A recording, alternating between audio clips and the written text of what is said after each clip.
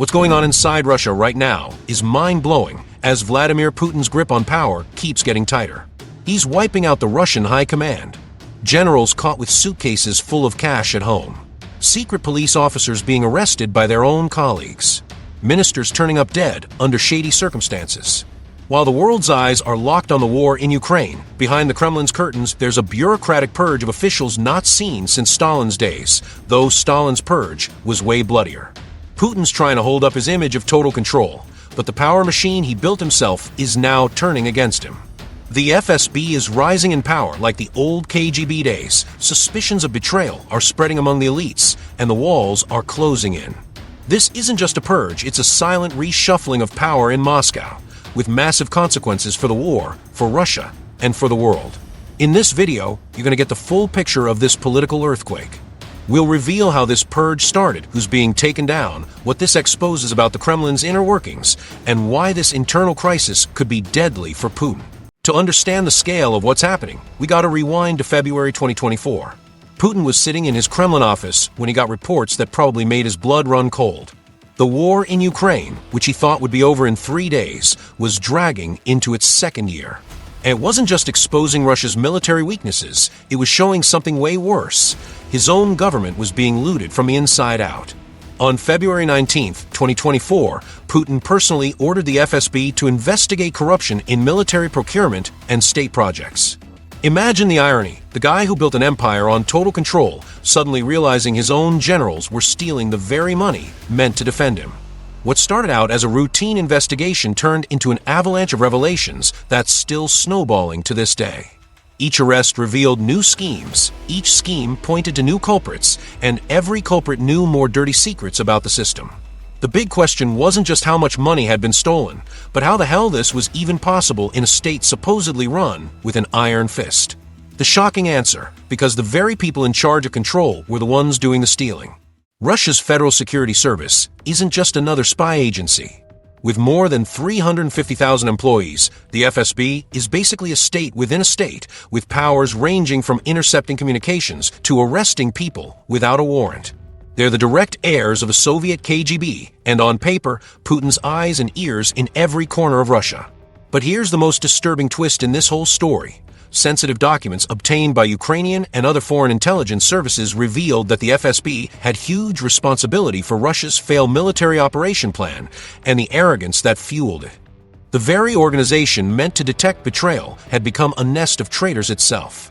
Sergei Beseda, head of the FSB's Fifth Service in charge of operations in Ukraine, and his deputy Anatoly Balyak were put under house arrest for failures in intelligence gathering, a diplomatic way of saying they gave out totally bogus information that cost thousands of lives and billions of dollars. Picture the scene. The same agents who were supposed to be monitoring foreign enemies were too busy counting bribes to notice their own colleagues sabotaging the country from within. It's like finding out the bank's security guards were actually helping the robbers. Thanks to all this, 2024 will be remembered as the year Putin's house of cards started collapsing. It all kicked off in April with an arrest that shocked even the most cynical watchers of Russian power. Timur Ivanov, deputy defense minister in charge of military construction contracts, was arrested on suspicion of taking bribes on a particularly large scale. But when investigators dug deeper, they found something way darker than just kickbacks. Ivanov wasn't just pocketing dirty money. He'd turned the entire military construction department into a money laundering machine. Overpriced contracts, phantom building materials, projects that never existed. While Russian soldiers were fighting in trenches with crappy gear, Ivanov was siphoning off the funds meant to improve their living conditions. Ivanov's fall was just the first domino. In May came the bombshell nobody expected. Sergei Shoigu, defense minister for 12 years and seen as one of Putin's closest men, was removed from office and replaced by Andrei Belousov, an economist with zero military experience. Imagine that, a guy who'd run Russia's armed forces for over a decade, present at every major military decision, just vanished from the political front lines. Officially, it was called a reshuffle. In reality, it was an admission that the whole system was rotten to the core. Each new arrest pulled back the curtain further, showing surreal details of how corruption operated at the very top of Russia's government. Let's look at a few cases that really highlight the scale of this mess. Major General Valery Mumizanov was arrested on suspicion of taking bribes worth 1.5 billion rubles, about $16 million, from military uniform suppliers. But the story gets crazier when you see how the scam worked. Soldiers were issued uniforms so cheaply made they fell apart in weeks, forcing constant replacements that kept the kickbacks flowing to the general. Meanwhile, Russian soldiers were posting videos online complaining their uniforms ripped during basic training. Investigators eventually spotted the same suppliers popping up again and again in shady contracts. Another case shows the sheer audacity of these scams. Colonel Ilya Timofeev, former head of the Defense Ministry's disposal service, was charged with massive theft across logistics, construction, and weapons recycling. Timofeev had found himself a literal gold mine. He was selling off weapons and equipment that were supposedly destroyed to black market buyers while reporting to the government that the gear had been scrapped. The result? Russian military equipment was popping up in the hands of paramilitary groups in African countries, while Russia's own army struggled with shortages. But maybe the most telling case is that of Major General Mirza Murzov, arrested in November 2024 for running such a complex scheme that involved shell companies in 3 different countries. Murzov wasn't just stealing money, he was selling troop movements and military strategy info to middlemen who passed it on to whoever paid the most. One of the most disturbing parts of this purge is watching the FSB investigating and arresting its own members. It's like watching a snake try to swallow its own tail. Technically possible, but inevitably self-destructive. According to the Moscow Times, more arrests are coming as the FSB launches a sweeping purge of the military elites with Kremlin approval. The line is chilling in its simplicity, an open admission the rot runs so deep it needs extreme measures. But here's the cruel irony. The FSB is using the exact same methods it once used against political dissidents to hunt down its own people. FSB officers have long been accused of torture, extortion, bribery, and illegal corporate takeovers, often working hand in hand with tax officials. Now those same tactics are being turned inward. The most revealing case comes from recent operations in 2024, when FSB units claimed to have foiled 110 terror attacks, dismantled 45 extremist cells, and arrested over 1,000 alleged terrorists. Impressive numbers, until you realize they were masking a darker truth. While the FSB was busy chasing supposed extremists, real criminals were operating freely inside its own ranks.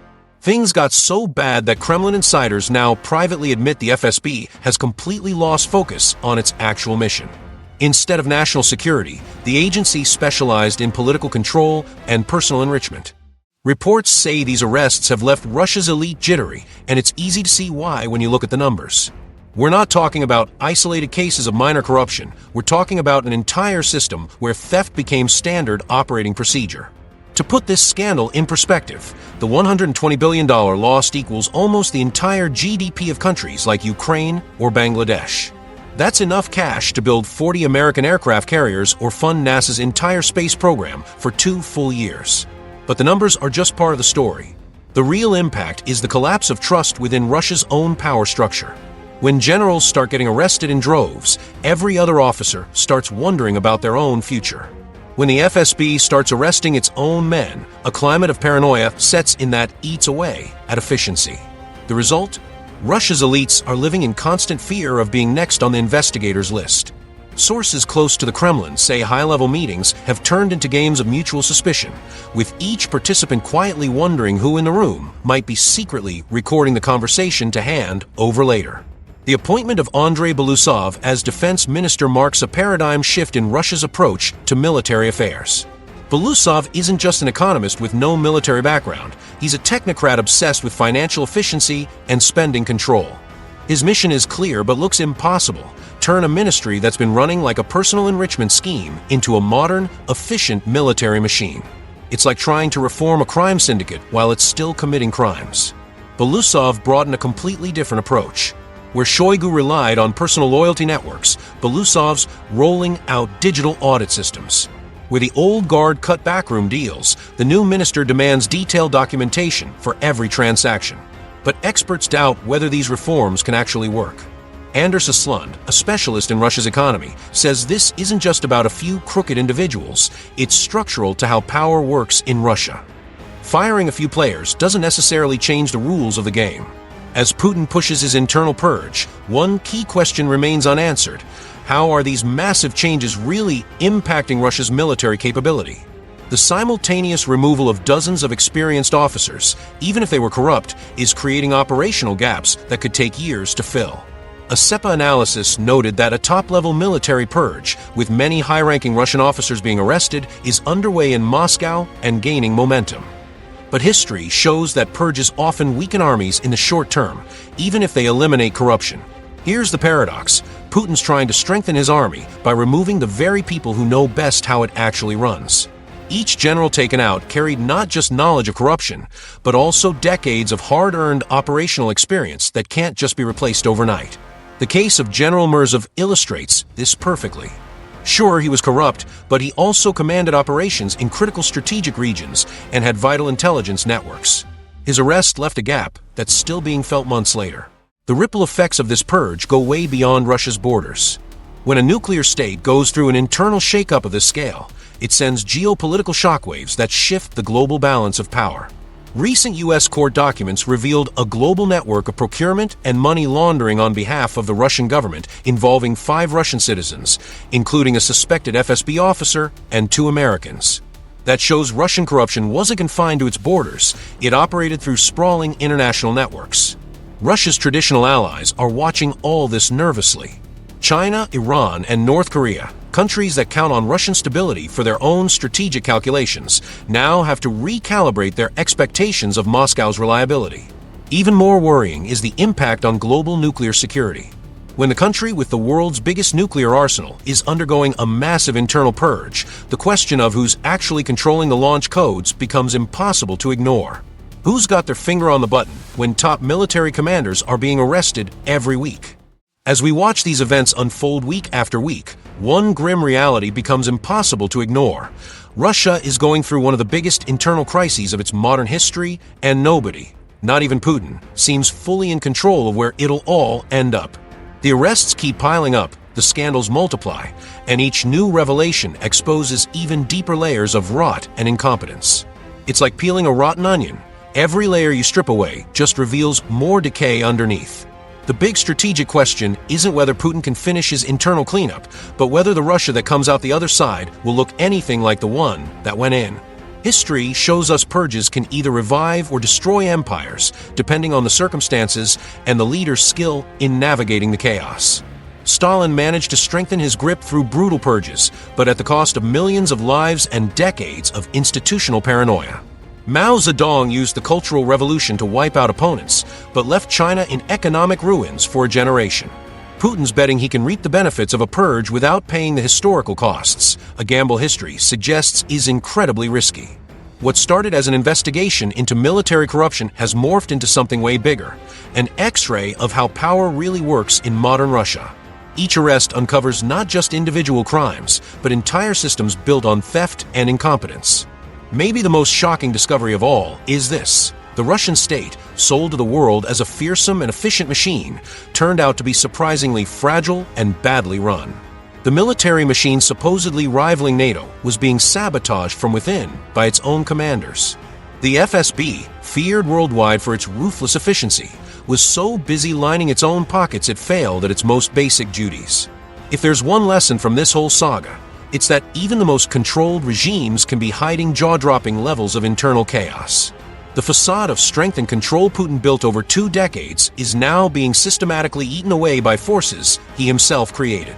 As arrests continue and new secrets spill out every week, one thing is crystal clear: Putin's Russia will never be the same again. The question now is what kind of country will emerge from the ashes of this Kremlin purge, and whether that country will be stronger or weaker than the one that went into this crisis. The story's still being written, and each week brings fresh revelations that could completely rewrite our understanding of what's really been happening inside Russia's corridors of power. One thing's certain: this is a story that will shape not just Russia's future, but possibly the global balance of power for decades to come.